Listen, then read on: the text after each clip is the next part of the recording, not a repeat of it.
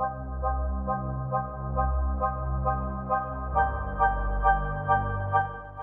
Friends, काली release हो सारी पद्मावतीर जबरदस्त ट्रेलर।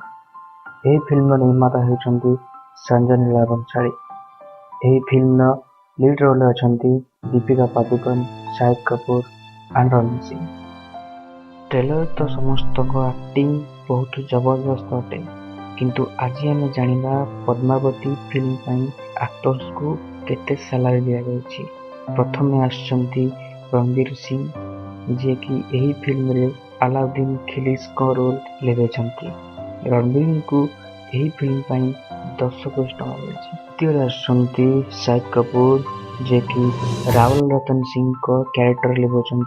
यही फिल्म शाहिद को मिली 10 कोटी टंका। और थर्ड आसचंती आदित्य राव, जे कि कमला देवी को रोल रे अछंती एवं तांको यही फिल्म 80 लाख टंका मिली। एवं लास्ट आसचंती दीपिका पादुकोण।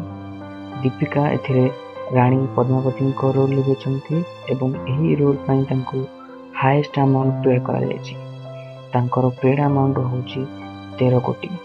तो फ्रेंड्स, ये थिला पद्मावती फिल्म एक्टर्स मान सैलरी।